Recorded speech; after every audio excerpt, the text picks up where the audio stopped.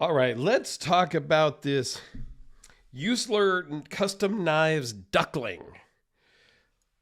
Again, another knife I knew nothing about until it showed up on my doorstep. So, very cool packaging. I kind of I kind of laugh at the certificate of authenticity. It's basically just Magna Cut and titanium for everything. I don't know, just kind of made me chuckle when I opened it up and I looked and I was like, oh, everything's friggin' titanium. Um, so very cool. I like a little magnetic box and all that. Super cool. Loaned into me from Patricia in her great box that she sent for the very first shipment to me. A knife, a pen, and a flashlight. So super cool. This knife is super cool also. Now, Cody is a one-man band, and they are in the Missouri Ozarks. And I am a little familiar with that because I own another knife that also came from the Missouri Ozarks. This, I'm going to call it what it is. This one-off custom that was made long before I was alive. And I'm almost 56. This is something my father made when he was working on like growing up in the farm in the hills and the whatnot in the Missouri Ozarks.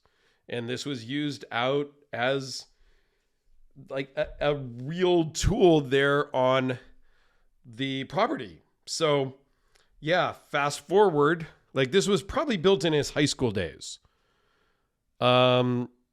Yeah, it's probably 80 years old, give or take. 80-ish, maybe longer, maybe older. Super cool. Fast forward to today.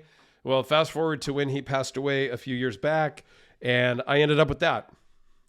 Who would have known that I would be some crazy knife fanatic now?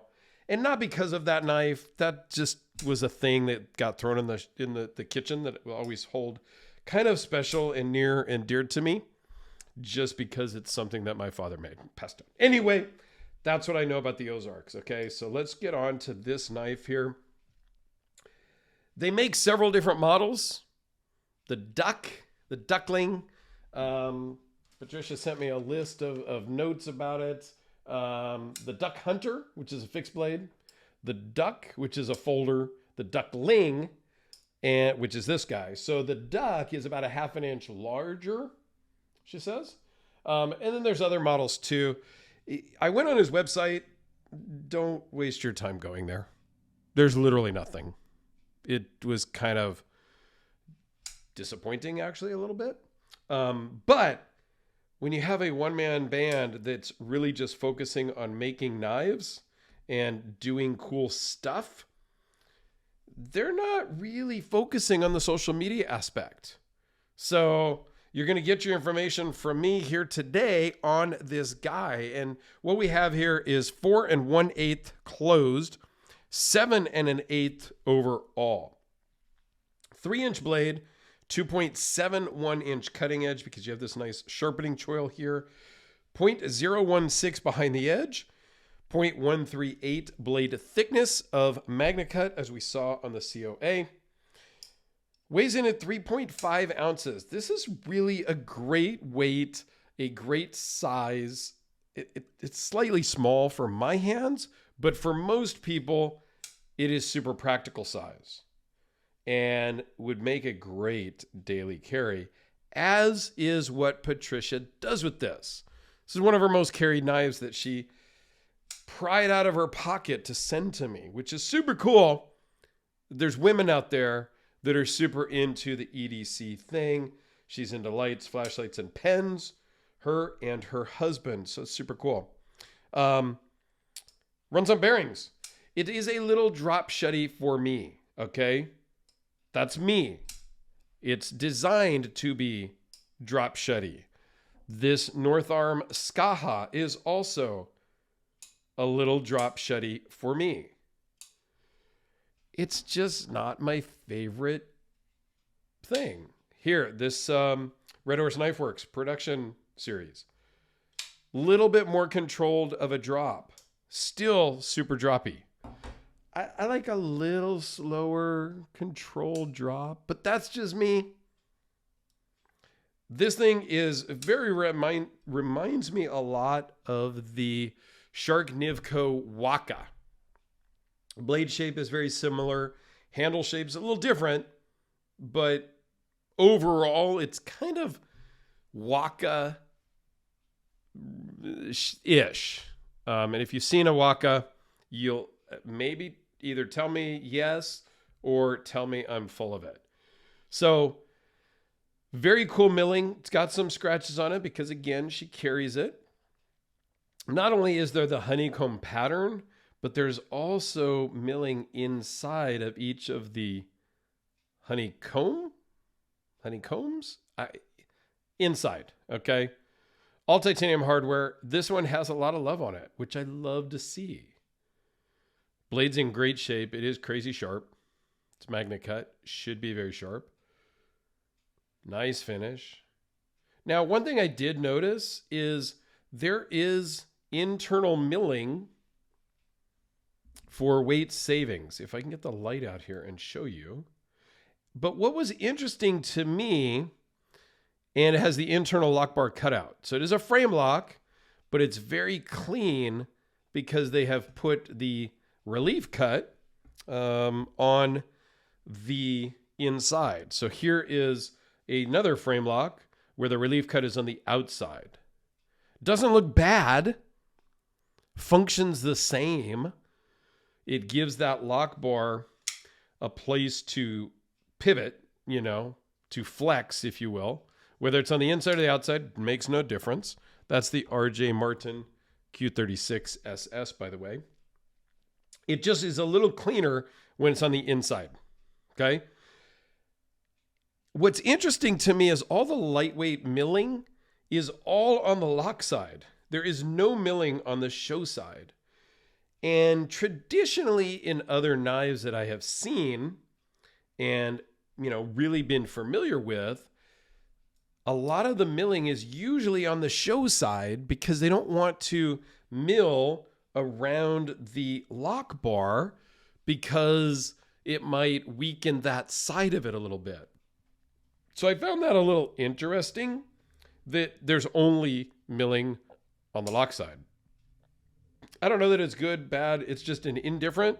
It's just something I noticed. Okay. So here it is with the Sharpie. And here it is with the Spyderco Delica. Probably right about the same size.